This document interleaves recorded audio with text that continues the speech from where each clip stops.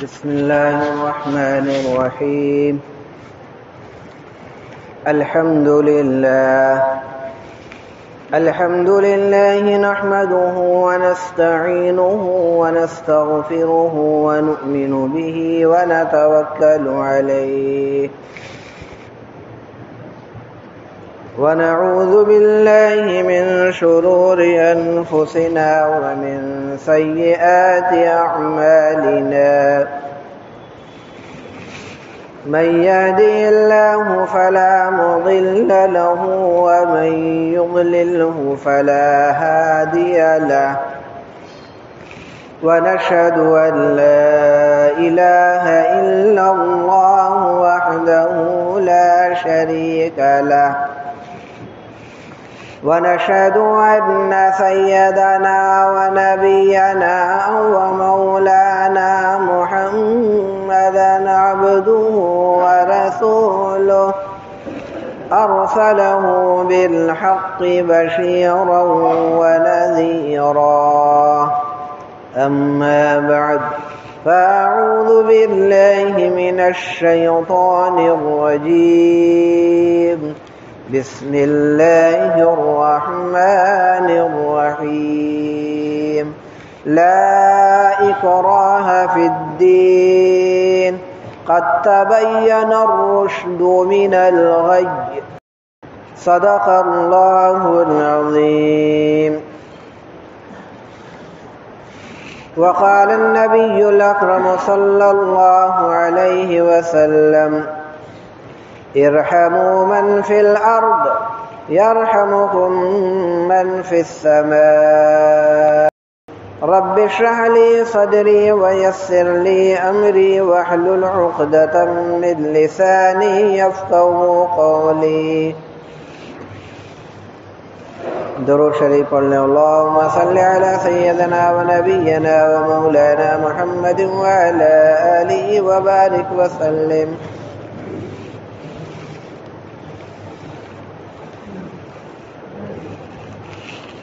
محترم بھائیوں، بزرگوں اور دوستوں، آپ حضرات کے سامنے قرآن کریم کی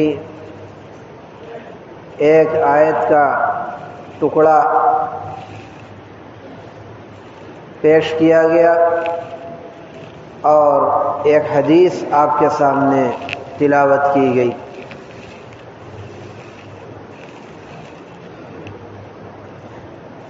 قرآن کریم کی جو آیت کا چھوٹا سا حصہ میں نے آپ کے سامنے پڑھا ہے،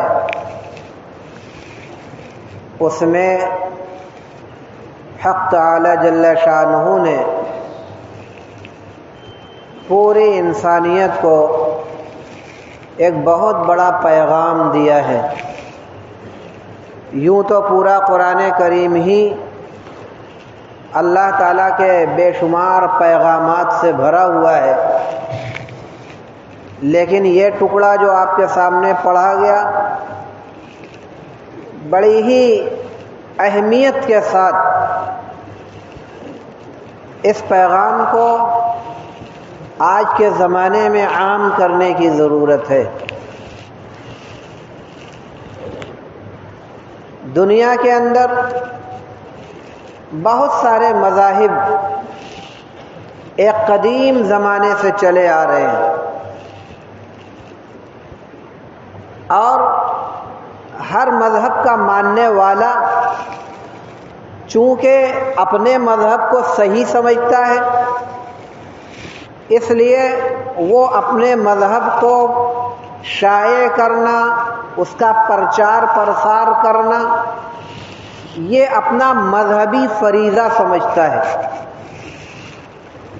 اور یہی وجہ ہے کہ شروع سے جب سے بہت سارے مذاہب وجود میں آئے، ہر ایک اپنے اپنے مذہب کے نشر و اشاعت میں مصروف رہا ہے. اسلام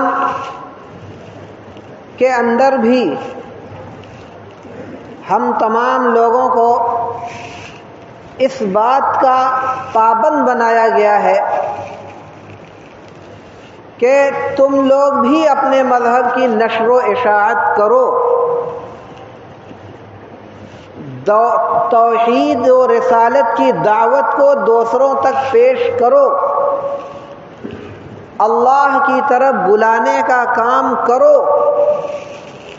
اور اسی لیے اللہ تعالیٰ نے بے شمار انبیاء کرام علیہ السلام کو اس دنیا کے اندر مبعوث فرمایا۔ ان سارے انبیاء کرام علیہ السلام کا مقصد یہی تھا کہ اللہ کے بندوں کو اللہ کی طرف بلایا جائے۔ لیکن دوسرے مذاہب کے ماننے والوں میں اور ہمارے مذہب اسلام جس کے ہم ماننے والے ہیں، اس مذہب کے اور دیگر مذاہب کے درمیان ایک فرق ہے جو بہت نمایاں ہے۔ دوسرے مذاہب کے ماننے والے لوگ اپنے مذہب کو پھیلانے کے لیے، اس کی نشر و اشاعت کے لیے کبھی کبھی تو کچھ دوسرے نرم راستے کو اختیار کرتے ہیں، لیکن بیشتر ایسا دیکھا جاتا ہے کہ وہ لالچ اور اس کے ساتھ ساتھ کبھی کبھی تشدد پہ بھی وہ آمادہ ہو جاتے ہیں، اور جو سامنے والا ہے، جو ان کا ہم مذہب نہیں ہے، اس کو اپنا ہم نوا اور ہم مذہب بنانے کی اس قدر کوشش کرتے ہیں کہ اس کو مارنا پیٹنا بھی پڑے تو اس سے باز نہیں آتے۔ جسمانی تشدد کا مظاہرہ عام طور سے دیکھنے کو ملتا ہے۔ پہلے بھی یہ ساری چیزیں تھیں، لیکن ادھر 10-12 سالوں کے اندر ہمارے اس ملک کے اندر ایک خاص مذہب کے ماننے والے ایسے لوگ ہیں جو زبردستی اپنی بات کو، اپنے کلمے کو، اپنے اس جملے کو جس کو وہ اپنا مذہبی جملہ سمجھتے ہیں اور جس کے اوپر ان کی آستھا ہے اور بہت ہی ادب اور احترام ان کے دل و دماغ میں ہے، اس جملے کو دوسروں سے زبردستی کہلوانا اور نہ کہنے پر تشدد کی راہ اختیار کرنا، حتیٰ کہ سامنے والوں کی جان بھی لے لینا، یہ ایک عام بات ہو گئی ہے آج کے زمانے میں۔ اور مذہب کی بنیاد پر آپس میں نفرت کا جو کھیل کھیلا جا رہا ہے، یہ اپنے آپ میں اپنی پوری انسانیت کے لیے جو بہت ہی نقصان دہ ہے سو ہے، اس کے ساتھ ساتھ اپنے ملک کے لیے بھی بہت ہی نقصان دہ ہے۔ اور عموماً ایسا وہی کرنے والے لوگ ہیں جو راتوں دن صبح و شام سنویدھان سے ملک کو چلانے کا راگ الاپتے رہتے ہیں، لیکن ایک کام بھی ایسا نہیں کرتے جو سنویدھان کے مطابق ہو، اور جو لوگ ملک کی محبت کا دم بھرتے ہیں اور اپنے آگے دوسرے تمام لوگوں کو ملک کا دشمن قرار دیا کرتے ہیں اور شک شبہ کی نگاہ سے دیکھتے ہوئے سامنے والے کو ملک کا غدار کہنے سے نہیں چوکا کرتے، عموماً ایسے ہی لوگوں کی طرف سے اس طریقے کی حرکتیں سامنے آتی ہیں، جس سے خود ان کا مذہب بھی بدنام ہوتا ہے، وہ بھی بدنام ہوتے ہیں ملک کے سنویدھان اور آئین کی پامالی بھی ہوتی ہے اور اپنے ملک کا نام بھی بجائے روشن ہونے کے بہت بدنام ہوتا ہے۔ پوری دنیا کے اندر اس ملک کو بدنامی کے بلند ترین مقام پر لوگوں نے پہنچا دیا، لیکن ساری چیزوں کے کرنے کے باوجود وہ آج دیش بھکت بنے ہوئے ہیں۔ تو یہ کیوں ہو رہا ہے؟ اپنے مذہب کو تشدد اور زبردستی کا سہارا لے کر سامنے والے کو اپنا ہمنوا بنانا۔ اس کی تمام سنویدھان بھی اجازت دیتا ہے کہ ہر آدمی کو اپنے اپنے مذہب کے تعلق سے اپنی بات دوسروں تک پہنچانے کا حق ہے۔ آئین میں یہ بات ہے، یہ ایک سیکولر ملک ہے، جمہوری ملک ہے، اور اس ملک کے رہنے والے تمام مذاہب کے لوگوں کو اس بات کی آزادی ہے کہ وہ اپنے اپنے مذہب کی نشر و اشاعت یعنی پرچار پرسار کر سکتے ہیں۔ لیکن آئین کے اندر یہ بات نہیں ہے کہ اگر سامنے والا نہ مانے تو اس کو مارو، اس کی موب لنچنگ کرو اور اس کو قتل کر دو۔ یہ کہیں نہیں لکھا ہے۔ میں نے جو آیت پڑھی اس آیت میں اسی بات کی طرف توجہ دلائی گئی۔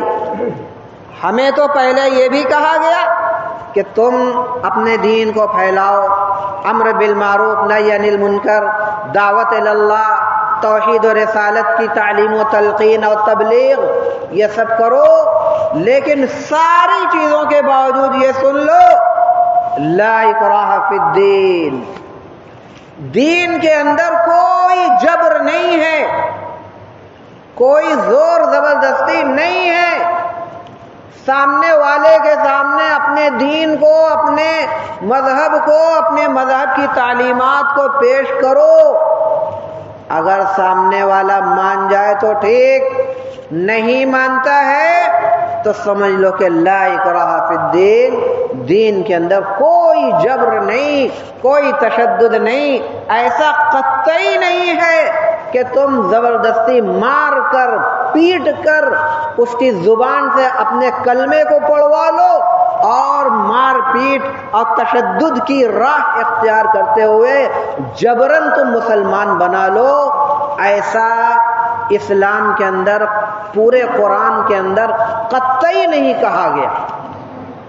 اسلام نے اس بات کی بہت زبردست مخالفت کیا ہے کہ زبردستی اور جبرن کسی کو دھرم پریورتن کرایا جائے، مذہب تبدیل کرایا جائے، اس کی کوئی، اور آج تک پورے عہد رسالت سے لے کر 1400 سال کا زمانہ گزرا، کوئی ایک مثال بھی نہیں پیش کی جا سکتی جس سے ظاہر ہوتا ہو کہ مسلمانوں نے فلاں علاقے کے اندر اور فلاں جگہ پہ جا کر زبردستی اسلام قبول کرا لیا ہو، مار پیٹ کر تشدد کا سہارا لے کر لوگوں کو اپنا ہمنوا بنا لیا ہو، ایسی کوئی بھی مثال نہیں۔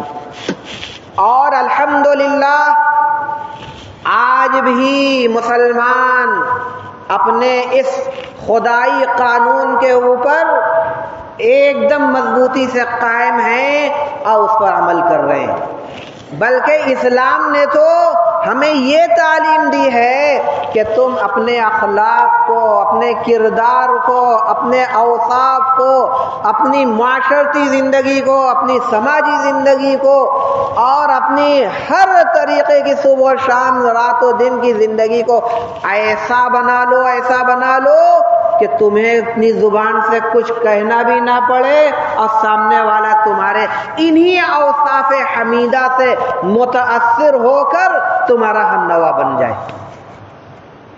اور اس طریقے کی ہزاروں نہیں لاکھوں مثالیں پیش کی جا سکتی ہیں اور کتابوں کے اندر محفوظ بھی ہیں کہ مسلمانوں نے ایسے اخلاق اور کردار کا مظاہرہ کیا ہے تو سامنے والے لوگ ان کے ہمنوا ہوئے ہیں اور ان کے ماننے والے ہوئے ہیں اور وہ مسلمان ہوئے. جیتی جاگتی مثال اپنے اسی ملک کو لے لو.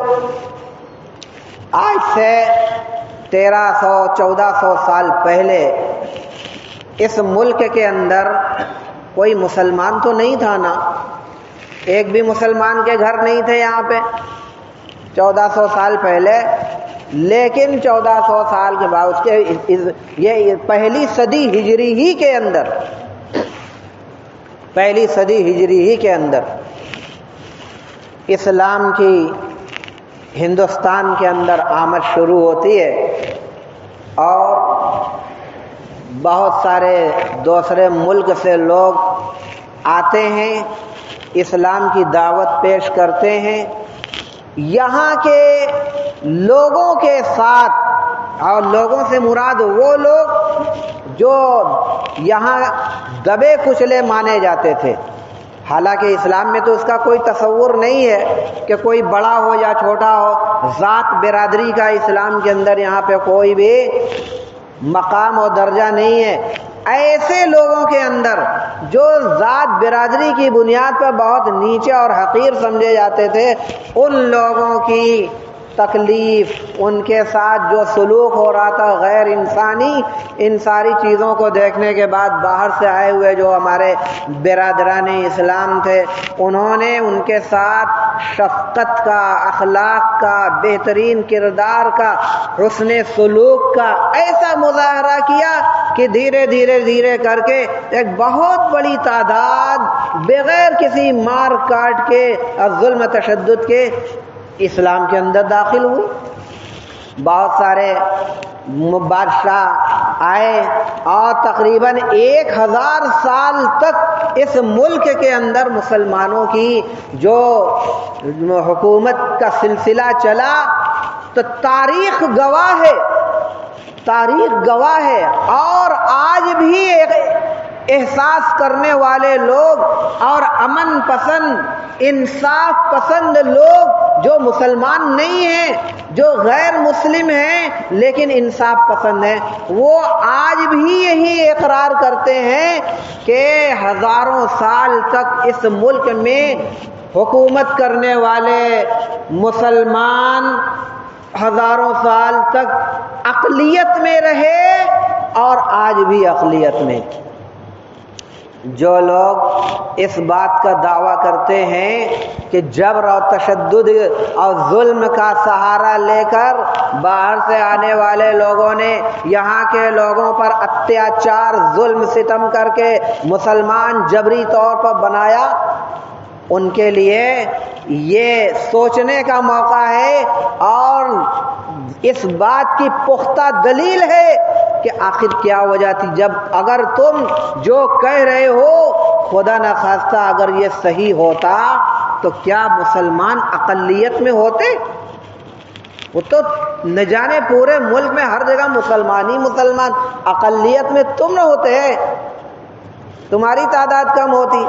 لیکن ہزاروں سال حکومت کرنے کے باوجود وہ اقلیت میں رہے اور آج بھی اقلیت میں. آخر ایسا کیوں؟ جبکہ اس زمانے میں نہ پاکستان کا تصور تھا نہ بنگلہ دیش کا تصور تھا. اتنا بڑا ملک تھا لیکن سب کے باوجود مسلمان اقلیت میں تھے. کیوں ایسا ہوا؟ وہ تو پورے ہر جگہ مسلمان ہی مسلمان نظر آنے چاہیے تھے. یہ باتیں میں آپ کو اس لیے بتلا رہا ہوں کہ اس طرح کے خرافاتی ذہن و مزاج کے لوگ آئے دن بحث و مباحثہ کرتے ہیں. آپ ان سے یہ سوال کیجئے کہ بھئی ایسا کیوں؟ یہ معاملہ تو اس کا برعکس ہونا چاہیے تھا.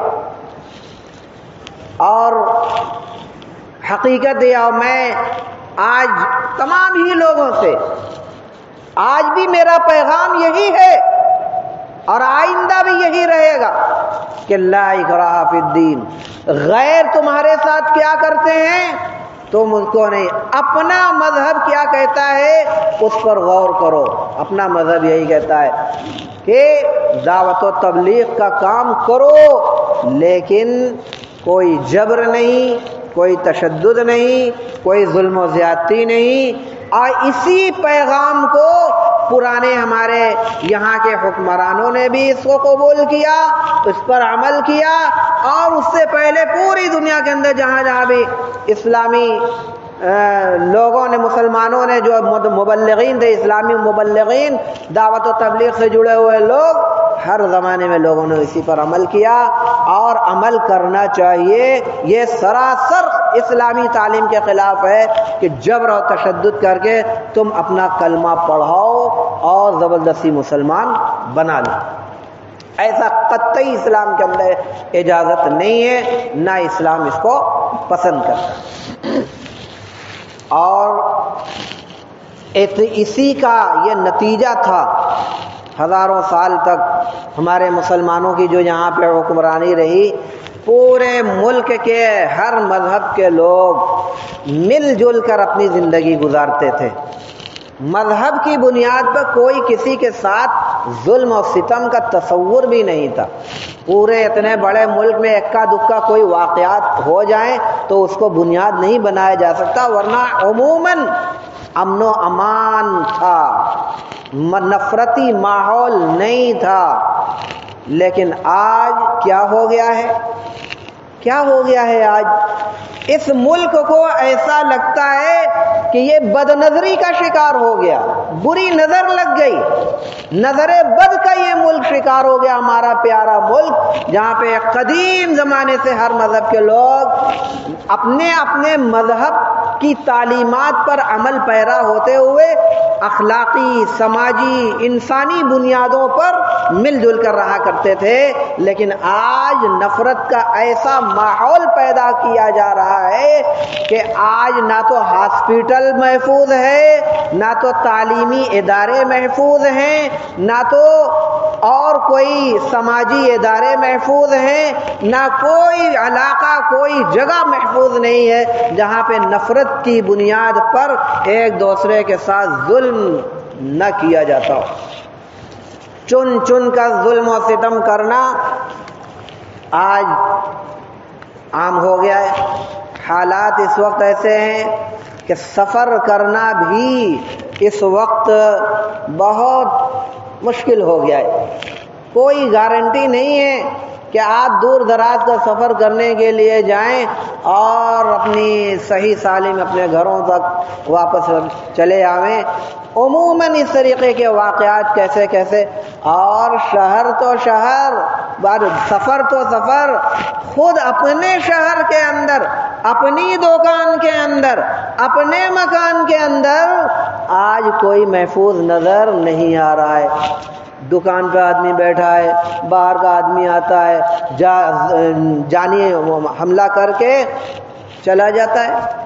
یہ الگ بات ہے، ٹھیک ہے، کارروائی ہوتی ہے اور سب ہوتا ہے، سب کچھ ہوتا ہے، وہ آدمی جیل جاتا ہے، سب کچھ، لیکن ایسے حالات اپنے شہر کے اندر، اپنے گھر کے اندر بھی آدمی محفوظ نہیں۔ کیوں؟ نفرت کا جو ماحول پیدا کر دیا گیا۔ لیکن سب کے باوجود ہمیں مایوس نہیں ہونا۔ ہمارا دین جو ہمیں تعلیم دیتا ہے، ہم اپنے دین کے اوپر قائم رہتے ہوئے اپنی زندگی گزاریں گے اور اپنے دین کی تعلیمات کے اوپر عمل کریں گے تو ہمارے ہی ذریعے سے حالات کے اندر تبدیلی ہو سکتی ہے۔ یہ اسلام اور اس کے ماننے والے لوگ ہمیشہ اسلام نے مسئلہ حل کرنے کا کام کیا، مسئلہ پیدا کرنے کا کام نہیں کیا۔ اسی طریقے سے مسلمانوں نے ہر زمانے میں مسئلہ حل کرنے کا کام کیا، مسئلہ پیدا کرنے کا کام نہیں کیا۔ آج مسائل بہت سارے ہیں، اگر ہم اسلام کی ان پاکیزہ تعلیمات کے اوپر عمل پیرا ہوں گے تو آج ہم بھی مسئلہ حل کرنے والے ہوں گے اور ہماری ذات سے پورے ملک کے اندر امن و امان کا پیغام عام ہوگا اور امن و امان کا پرچم بلند ہوگا، بشرطے کہ ہم اسلام کی ان تعلیمات کو ہم اخلاق سے متعلق، کردار سے متعلق اور انسانیت کے تعلق سے جو تعلیمات ہیں ہم اس کے اوپر عمل کریں۔ آپ نے دیکھا نہیں، ابھی 2 دن پہلے نفرت کا کیسا ماحول بنا دیا گیا کہ بمبئی کے اندر ایک ہاسپٹل کے باہر ایک غیر مسلم تمام لوگوں کو کھانا تقسیم کر رہا تھا اور کھانا تقسیم کرنے کے دوران لائن میں ایک عورت جو حجاب کے اندر تھی اس کو محسوس ہو گیا کہ یہ مسلمان ہے، تو جب وہ کھانے کے قریب آتی اس کا نمبر آتا ہے، اس کو جھٹک دیتا ہے، نکل یہاں سے، تجھے کھانا نہیں ملے گا جب تک کہ تو یہ چیز نہ کہہ لے۔ یعنی ان کا جو بہت مشہور نعرہ ہے اور جو بہت مشہور ان کی زبان میں کلمہ ہے جو ان کا ہے، جب تک یہ نعرہ نہیں بولے گی تب تک تجھے کھانا نہیں ملے گا۔ تھوڑی بحث و مباحثہ وہاں ہوتی ہے، اور وہ عورت بھی بیچاری ایمان کی اتنی مضبوط تھی کہ کھانے کی حاجت ظاہر سی بات ہے کہ اس لائن کے اندر کون جائے گا؟ جو فاقہ زدہ ہوگا، غریب اور پریشان ہوگا، وہی تو اس لائن میں جا کر، کوئی لاکھ پتی کروڑ پتی تو اس لائن میں جائے گا نہیں۔ لیکن اس بندی کو سلام پیش کرنا چاہتا ہوں اللہ کی کہ ایسے وقت میں بھی اس نے فاقہ سے رہنا اور کھانا نہ لینا گوارا کیا، لیکن اس کے کہنے کے مطابق اس نے اس پر عمل نہیں کیا اور وہاں سے چلی گئی۔ تھوڑا بحث و مباحثہ ہوتی ہے، میڈیا کے لوگ آتے ہیں اور اس آدمی سے کچھ جواب سوال کرتے ہیں، لیکن کہنے کا مطلب کہ دیکھو اتنی نفرت عام کر دے گی کہ کھانے کے معاملے میں بھی یہ شرط لگائی جاتی ہے، یہ انسانیت کہاں چلی گئی؟ لیکن ہمارا دین کیا کہتا ہے؟ ہمارا دین کہتا ہے ارحموا من فی الارض یرحمکم من فی السماء، تم زمین والوں کے اوپر رحم کرو، آسمان والا تم پر رحم کرے گا۔ ہمارے نبی سرور کونین تاجدار دو عالم آقا مولا حضرت محمد الرسول اللہ صلی اللہ علیہ وسلم کی یہ پیاری حدیث اور پیاری تعلیم ہے۔ کیا فرمایا؟ ارحموا من فی الارض، زمین والوں پر رحم کرو۔ یہ نہیں کہا کہ مسلمانوں پر رحم کرو، کھانا تقسیم کر رہے ہو، مسلمانوں کی لائن ہے، غیر مسلم ہے، اس کو جھٹک دو اور اللہ اکبر کا نعرہ پڑھواؤ تب جا کے اسے کھانا دو۔ یہ اسلام نہیں کہتا کہ زبردستی اللہ اکبر کہلواؤ، زبردستی لا الہ الا اللہ محمد رسول اللہ کہلوا لو، کہے تو کھانا دو، نہیں کہے تو جھٹک دو، بھگا دو۔ اسلام اس کی تعلیم نہیں۔ اور اسلام تو اسلام، میں تو کہتا ہوں کہ جو لوگ ایسا نفرتی ماحول پیدا کر رہے ہیں اور جس مذہب سے تعلق رکھتے ہیں، وہ ذرا ایمانداری کے ساتھ اپنے مذہب کی تعلیمات کا بھی ایک بار مطالعہ کر لیں اور اپنی مذہبی کتابوں کا بھی ایک بار نئے سرے سے مطالعہ کر لیں کہ کیا ان کا مذہب بھی یہی تعلیم دیتا ہے کہ کوئی بھوکا آ جائے اور پریشان حال آ جائے تو اس کے ایسی شرط لگاؤ اور اس طریقے سے ظلم اس کے ساتھ کرو؟ میں پوری گارنٹی کے ساتھ کہہ سکتا ہوں کہ دنیا کا کوئی بھی مذہب اس طریقے کی تعلیم نہیں دیتا ہے کہ تم اسی کے ساتھ غیر انسانی سلوک کرو اور مذہب کی بنیاد پر اس کو ستاؤ اور پریشان کرو، کوئی نہیں کہتا۔ ابھی 1 مہینہ پہلے کی بات، اسی غازی آباد کے اندر یہ واقعہ پیش آیا۔ ایک حافظ قرآن جن کو سوسائٹی کے اندر مسلم فلیٹ کے اندر رہنے والی مسلم فیملی نے یہ کہا کہ بھائی تم ہمارے بچوں کو آ کر ٹیوشن پڑھاؤ، یا قرآن خوانی تھی تو قرآن خوانی کرنے کے لیے گیا تھا۔ بہرحال اس سوسائٹی، اس فلیٹ کے اندر ہر پورے نان مسلم تھے، اور جب دیکھا کہ یہ داڑھی ٹوپی اور یہ کرتا پاجامہ، اب ان کو تو پارا ان کا ہائی، اور کہا اس سے یہ کہا اس مولانا سے کہ بھائی تم یہ چیز کہو تب تمہیں جانے دیا جائے گا۔ یعنی اس طریقے کے واقعات پورے ملک میں ہر جگہ ہو رہے ہیں، ہر جگہ ہو رہے ہیں، کہیں زیادہ کہیں کم۔ تو میں ان تمام لوگوں کو یہی پیغام دیتا ہوں کہ آپ جس مذہب کے بھی ماننے والے ہو، کم سے کم اپنے مذہب کی مذہبی کتابوں کا ایک بار مطالعہ کر لو، اور اگر کتاب کا مطالعہ نہیں کر سے کم اپنے دھرم گروؤں سے پوچھ لو، اپنے مذہبی رہنماؤں سے پوچھ لو کہ کیا دھرم جس دھرم پر ہم ماننے والے ہیں، کیا وہ دھرم اس بات کی اجازت دیتا ہے کہ ہم کسی کے ساتھ اس طریقے کا غیر انسانی سلوک کریں اور کس طرح جو سامنے والا ایسا نہ کہے تو ہم اس کو تشدد اختیار کریں، ماریں، پیٹیں، گالی گلوچ دیں، ذلیل کریں، زخمی کر دیں، حتیٰ کہ جان سے اس کو مار ڈالیں، یہ مذہب اجازت دیتا ہے؟ کوئی بھی انصاف پسند اور ایماندار جو دھرم گرو ہوگا وہ بالکل یہی کہے گا کہ نہیں، کوئی کہیں سے اس کی اجازت نہیں ہے۔ اور میں اس بنا پر اتنی گارنٹی کے ساتھ کہتا ہوں کہ میں بے شمار مختلف مذاہب کے رہنماؤں کے ساتھ اٹھا بیٹھا ہوں، ان سے بہت قریب سے جا کر ملا ہوں، ان کی باتیں ہم نے سنی ہیں اور ان کی تقریریں سنی ہیں۔ اس بنیاد پر میں کہہ رہا ہوں کہ ایسا کوئی مذہب اس کی تعلیم نہیں دیتا، اور تمام اس طریقے کے مذہبی رہنماؤں کے ساتھ جن کے ساتھ میرا اٹھنا بیٹھنا ہوا ہے، جن سے میری گفتگو ہوئی ہے، کچھ معاملات میں اظہار خیال ہوا ہے، ان سب نے کسی نے بھی اس کو تسلیم نہیں کیا کہ ہمارا مذہب اس چیز کی تعلیم دیتا ہو۔ ایسا کہیں ہے ہی نہیں کہ کوئی اس بات کا اقرار کرے کسی مذہب کے اندر بھی۔ اس لیے میں ایسا کرنے والوں کو بھی کہوں گا کہ اپنی مذہبی کتابوں کا صحیح طریقے سے مطالعہ کرو، امن و امان قائم کرو، امن و امان کے تعلق سے ہم سے جو تعاون ہے ہم اس کو کرنے کے لیے تیار ہیں۔ امن و امان کے ہم پیغامبر ہیں، اور مسلم اور مومن کا مفہوم ہی یہی ہوتا ہے، امن و امن، صلح اور آشتی کا علم بردار۔ یہ ہماری تعلیمات کا بنیادی چیزیں ہیں، اور ہمیں بہت ہی واضح طور پر ہمیں یہ سارے درس دیا گیا ہے۔